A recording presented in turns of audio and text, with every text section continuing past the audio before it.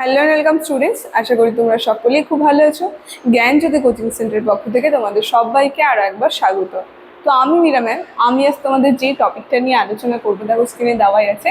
কৃত্তিবাসের যে আত্মপরিচয় রয়েছে, মানে কৃত্তিবাসী ওঝা যে আছে যিনি রামায়ণ রচনা করেছেন তার আত্মপরিচয় নিয়ে কিন্তু একটা সংক্ষিপ্ত আলোচনা আছে ক্লাসে আমি তোমাদের সঙ্গে করবো।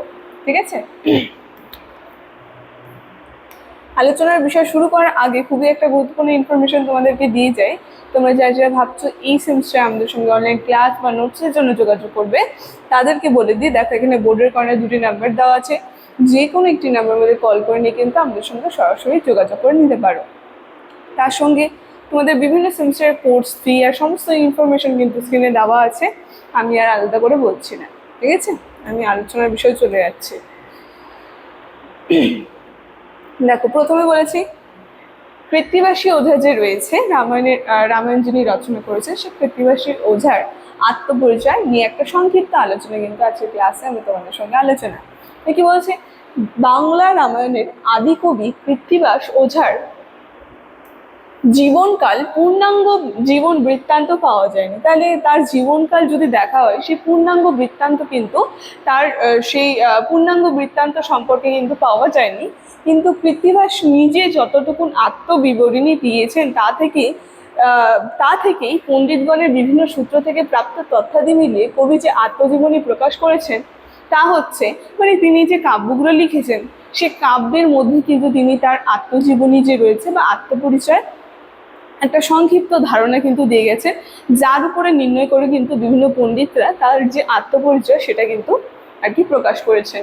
যেখানে তার পূর্বপুরুষ নরসিংহজা ছিলেন পূর্ববঙ্গ নিবাসী, ঠিক আছে, এবং পূর্ববঙ্গে কোনো কারণে গোলযোগ সৃষ্টি হলে তিনি পরিবার সহ নদিয়া জেলায় ফুলিয়া গ্রামে বাস করতে শুরু করেন এবং এই বঙ্গে খ্রিস্টীয় চতুর্দশ শতকের শেষের দিকে কোনো এক মাঘ মাসের শ্রী পঞ্চমী তিথিতে রবিবার কৃত্তিবাসের জন্ম হয়। তাহলে আমরা দেখতে পারলাম তিনি কিন্তু আগে এখানে ছিলেন না, কিন্তু সমাজে এক বাধা বিপত্তির কারণে কিন্তু সেখান থেকে তিনি কোথায় চলে আসে, সেখান থেকে তিনি চলে আসে নদিয়ায়, এবং সেখানে তার রবিবার কি তিথিতে বলেছে শ্রী পঞ্চমী মাঘ মাসের তিথিতে কিন্তু তার জন্ম হয়। এবং কবির পিতার নাম হচ্ছে বনমালী আর মাতার নাম হচ্ছে মালিনী, যেখানে কবিরা ছিলেন 6 ভাই। ঠিক আছে, এই আত্মপরিচয় কিন্তু তিনি নিজে দিয়েছেন এবং এক বোন ছিল, যেখানে কবি ছিলেন জ্যেষ্ঠ, মানে সবার থেকে বড়।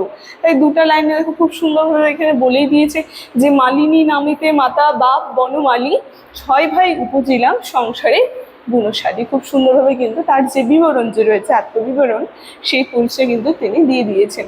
বিদ্যা অর্জনের জন্য 12 বছর বয়সে কৃত্তিবাস পদ্মার পাড়ে উত্তরবঙ্গে যান, যেখানে গুরুগৃহে পাণ্ডিত্য অর্জন করে তিনি উপস্থিত হন গৌড়েশ্বর রাজসভায়। ঠিক আছে, তো এইভাবে কিন্তু তিনি তার বিদ্যা বা শিক্ষা অর্জন করলেন এবং এই গৌড়েশ্বরের নামেই জানা যায়নি, সঠিক সেই নামটা কিন্তু এখনো জানা যায়নি, যেখানে পণ্ডিতগণ রাজা গণেশ জালালউদ্দিন কংস নারায়ণ তার সঙ্গে রুকুন উদ্দিন বরবক শাহকে গৌড়েশ্বর হিসেবে কিন্তু চিহ্নিত করে, মানে জায়গাটা সঠিকভাবে গৌড়েশ্বর নাম কিন্তু পাওয়া যায়নি।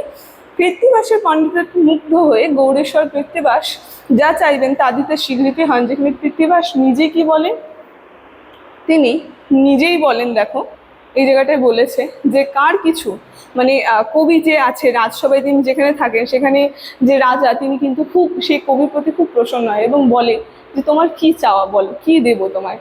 তো সেখানে কিন্তু দুটা লাইনে খুব সুন্দরভাবে সেটার উদাহরণ কিন্তু কবি তার দিয়ে দেয়।